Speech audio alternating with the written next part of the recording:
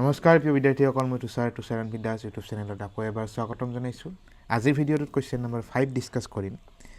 আপোনালোকে নিশ্চয় জানে, আৰু যিসকলে নাজানে তেওঁলোকৰ বাবে কৈ দিছোঁ যে আমি ইম্পৰ্টেণ্ট কুৱেশ্যনৰ এটা ছিৰিজ ষ্টাৰ্ট কৰিছোঁ, য'ত ডেইলি কিছুমান ইম্পৰ্টেণ্ট কুৱেশ্যন কম্পিটিটিভ এক্সামত আহি যোৱা, যিকোনো কম্পিটিটিভ এক্সামত আহি যোৱা কুৱেশ্যন আমি ডিছকাছ কৰি আছোঁ, যিবোৰ বহুত ইম্পৰ্টেণ্ট হয় মেথমেটিক্সত। চ' আজি তেনেকুৱা এটা কুৱেশ্যন উঠাইছোঁ SSC GDত অহা। এতিয়া কুৱেশ্যনটো চাওক।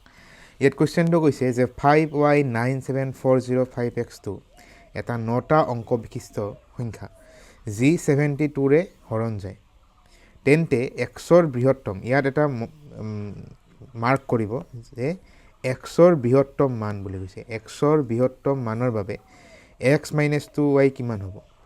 অৰ্থাৎ ইমান is a 9 digit number which is divisible by 72, যিটো 72ৰে ডিভিজিবল হয়।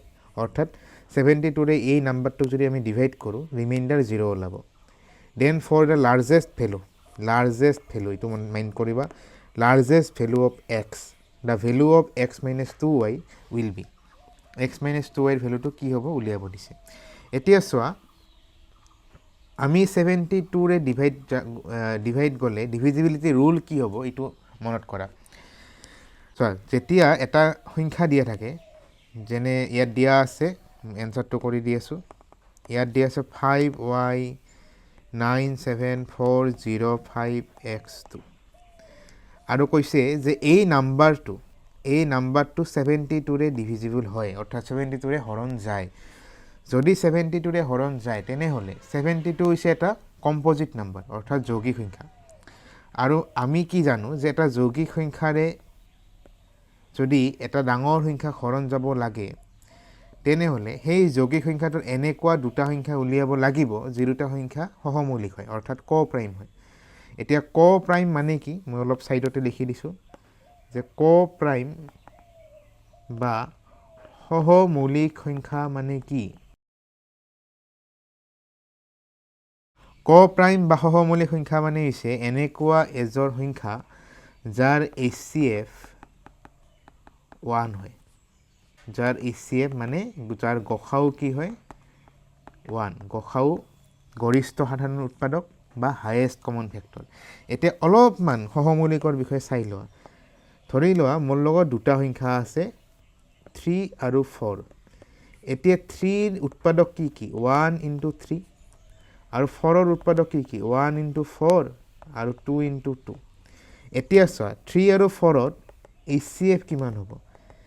HCF মানে হায়েষ্ট কমন ফেক্টৰ, অৰ্থাৎ চবতকৈ ডাঙৰ যিটো ফেক্টৰ আছে, সাধাৰণ ফেক্টৰ।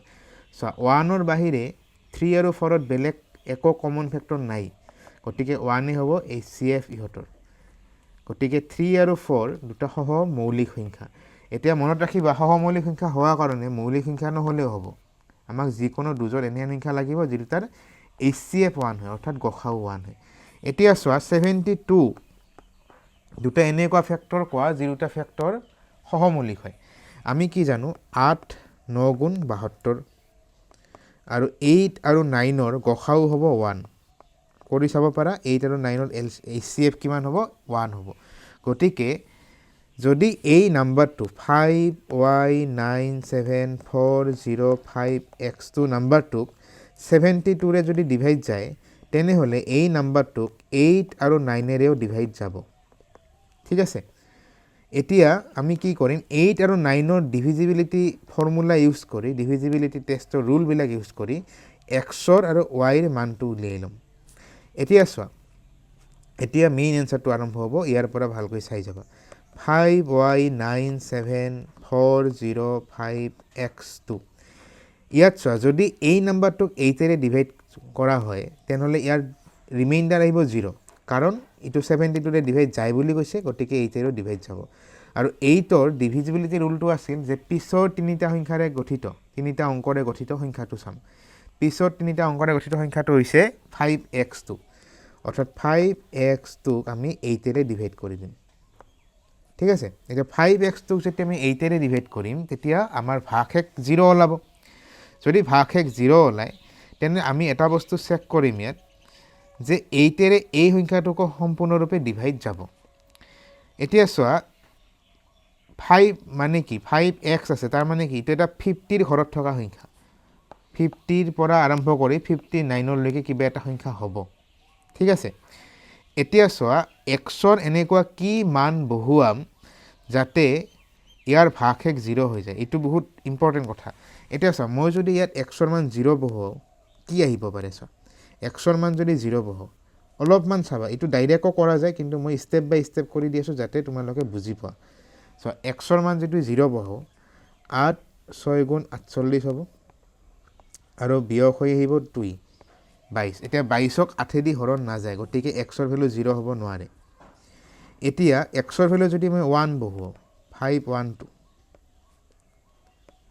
8 6 গুণ 48 ইয়াৰ 5 ৰ পৰা 1 বড় হৈ আহিব ধাৰ কৰি লম এতিয়া 11 ৰ পৰা 8 গলে হ'ব 3 8 4 গুণ 32 ঠিক আছে এতিয়া এটো ডিভাইড গৈছে তাৰ মানে x ৰ ভ্যালুটো 1 হ'ব পাৰে বুলি দে কৈছো দেই নহব পাৰে কিয় নহব পাৰে চোৱা কাৰণ ইয়াত কৈছে x ৰ বৃহত্তম মানৰ বাবে এতিয়া আমাৰ x ৰ মান 2 3 4 পৰা 9 লৈকে বহাব বাকি আছে গতিকে x ৰ মান ডাঙৰ কিবা এটা হ'ব পাৰে যদি এই কিটাৰ একো নহয় তেতিয়া আমি 1 বুলি লিখিব পাৰিম এতিয়া চোৱা x ৰ মান যদি মই ইয়াত অলপমান আইডিয়া কৰা যদি মই ইয়াত x ৰ ঠাইত 9 বহুৱাও তেতিয়া কি হ'ব কাৰণ 2 বহালেও নিমিলব ঠিক আছে 2 বহালেও কি হ'ব নিমিলব কাৰণ 4 আহিব 5 বহালেও কি হ'ব 5 বহালে আহিব ইয়াত 5 এটা আহি যাব সরি 5 বহালে ইয়াত 7 এটা আহি যাব কিন্তু আমি 9 বহাই চাব পাৰো সো 9 বহালে কি হ'ব 8 7 যা 56 9 ৰ পৰা 6 মাইনাস গলে 32 আৰু 8 4 যা 32 এইবাৰ ইটো ডিভাইড গৈছে তাৰ মানে x ৰ ভ্যালু 9 হ'ব পাৰে এতিয়া কোৱা 9 ত কৰি ডাঙৰ আৰু কিবা হ'ব পাৰে নেকি কোৱা হ'ব নোৱাৰে কাৰণ x হৈছে এটা ডিজিট x কি এটা ডিজিট x নাম্বাৰ নহয় ঠিক আছে x কি নহয় x নাম্বাৰ নহয় যদি ডিজিট হয় তাৰ মানে 0 ৰ পৰা 9 ৰ ভিতৰতে থাকি যাব আৰু কৈছে যে x ৰ বৃহত্তম মানৰ বাবে x ৰ লাৰ্জেষ্ট ভ্যালু তেনেহলে x ৰ ভ্যালুটো কি হ'ব পাৰে x ৰ ভ্যালুটো হ'ব পাৰে 9 এতিয়া y ৰ ভ্যালুটো কেনেকৈ উলিয়াম চোৱা মই আৰু একবাৰ সংখ্যাটো লিখি লিছো 5y97 405x2 405x2 এতিয়া x ৰ ভ্যালু আমি পালো 9 x ৰ ভ্যালু কি পালো 9 এতিয়া আমি 9 ৰ ডিভিজিবিলিটি ৰুল ইউজ কৰি y ৰ ভ্যালুটো উলিয়াম এটা 9 ৰ ডিভিজিবিলিটি ৰুলটো কি আছিল যে আটাইকেইটা অংক প্লাস কৰি দিম 5 plus y plus 9 plus 7 plus 4 plus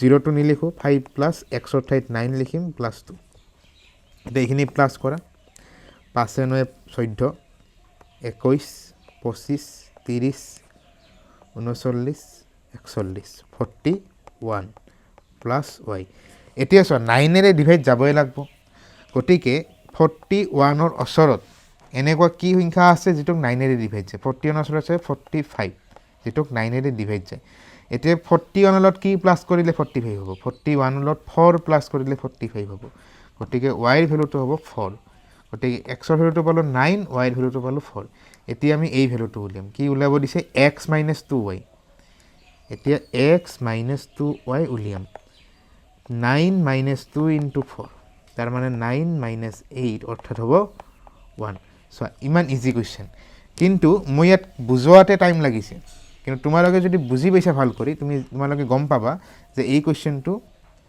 30 ৰ পৰা 1 মিনিটৰ ভিতৰত কৰা কোৱেশ্চন যাৰ বহুত বেছি প্ৰেক্টিস হয় তেওঁ 30 সেকেন্ডৰ ভিতৰত কৰি দিব ঠিক আছে 30 40 সেকেন্ডৰ ভিতৰত কৰি দিব আৰু যাৰ প্ৰেক্টিস কম থাকে তেওঁৰ টাইম লাগিব কিন্তু প্ৰেক্টিস বহুত কৰিব লাগিব মেথছত গতিকে ভালকৈ চাবা আমাৰ এনসাৰটো হ'ব মানে অপচন নাম্বাৰ সি গতিকে আজিৰ ভিডিওটো ইমানখিনিয়ে যদি ভিডিওটো চাই ভাল পাইছা বুজি পাইছা তেনহলে চেনেলটো সাবস্ক্ৰাইব কৰিবা আৰু শেয়াৰ কৰি দিবা ভিডিওটো যিমান পাৰা ডেইলি এনেকুৱা ভিডিও চাবৰ বাবে চেনেলটো সাবস্ক্ৰাইব নিশ্চয় কৰিবা ধন্যবাদ